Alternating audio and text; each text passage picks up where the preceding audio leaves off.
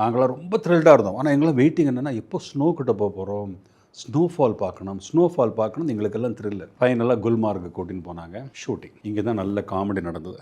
பாலகுமார் சார்லாம் ரொம்ப thrill, Suresh snow அப்படின்னு அவர் எங்கிட்ட எக்ஸைட்டடாக போனார்.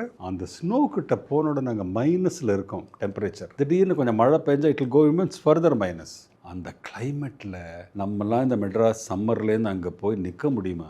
ஜாலியாக ஷூட்டிங் நினச்சிட்டு போனோம். ஆனால் ஸோ சில் அங்கே எல்லாருக்கும் வந்து ஒரு இதை கொடுத்துட்டாங்க, ஒரு ஃபயர் கொடுத்து ஷாலை கொடுத்து உள்ள ஒரு நெருப்பு வச்சுன்னு தான் நிற்கணும். அங்கே இல்லை தான் நிற்க முடியாது.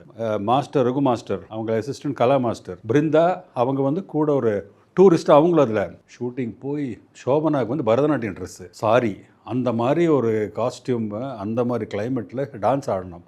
இவர் ஒரு ஜிப்பா போட்டு ஆடணும். பயங்கர கஷ்டமாக இருந்தது. பாலச்சந்தர் சார் கொஞ்சம் நேரத்தில் எடுத்துக்கடா சொல்லிட்டு அவர் அந்த குளிர் தாங்கலேன்னு போயிட்டார். அவர் அங்கே போனார், அவ்வளோதான். அங்கேருந்து அந்த லோக்கல் ஏஜென்ட்ஸு கைட்ஸ் எல்லாம் வந்தாங்க. சார், இந்த ட்ரெஸ் எல்லாம் உங்களுக்கெல்லாம் சென்னையிலேருந்து வந்திருக்கு, உங்களுக்கெல்லாம் இந்த குளிர் தாங்காது, இந்த வெளி ஸ்வெட்டரில் ஒர்க் அவுட் ஆகுது, உள்ள ஸ்வெட்டர் போட்டுங்கன்ட்டாங்க. அவ்வளோதான். ஆளுக்கு ஆள் brandy sir, it's good for heat medicine அப்படின்ட்டு அந்த ஆளுக்கு கொடுத்தாரு. அவ்வளோதான். எல்லோரும் கட கடிச்சிட்டாங்க. அங்கே சாங் முடியலை.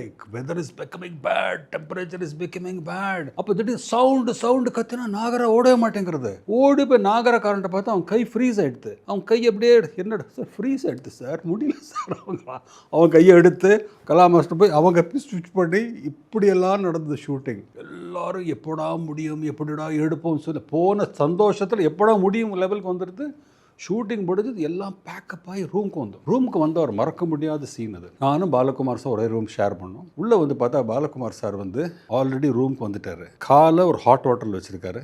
ஃப்ரண்ட்டில் 2 ஹீட்டர், ஸ்ட்ரெயிட்டாக 2 ஹீட்டர், 3 ஷாலு, தலையில் ஒரு ஷாலு, இங்கே ஒரு ஷாலு, அப்படி உட்காந்துருக்காரு. என்ன சார் இது அப்படின்னு கேட்டார். சுரேஷ், நான் ஸ்னோன்னா என்ன தெரியுமா நான் இமேஜின் பண்ணேன், அந்த சினிமாவில் வர மாதிரி அந்த ஸ்னோவில் நான் ஒரு பால் பண்ணிவிட்டு மேலே அப்படி அடிப்பேன், நீ அதை பிடிச்சி நீ என் மேலே ஸ்னோ அட்லீஸ்ட் அவர் சினிமாவில் ஹீரோயின் தூக்கி எறிகிற மாதிரி ஸ்னோ பாலை வச்சுட்டு ஒரு சீன் இமேஜின் பண்ணியிருந்தாராம். இங்கே போன உடனே எல்லாம் நிற்கக்கூட முடியல, என்னோட காலெல்லாம் உதறதுப்பா சொல்லி அந்த சீனை பார்த்த உடனே நான் வந்து சார் நமக்கு தேவையா சார் சினிமா சார், அது வந்து அவங்க க்ளவுஸு சில போட்டு நமக்கு நாட் யூஸ் டு தேட். ஆனால் அவர் அதில் ஃபீல் பண்ணி நொந்து போய்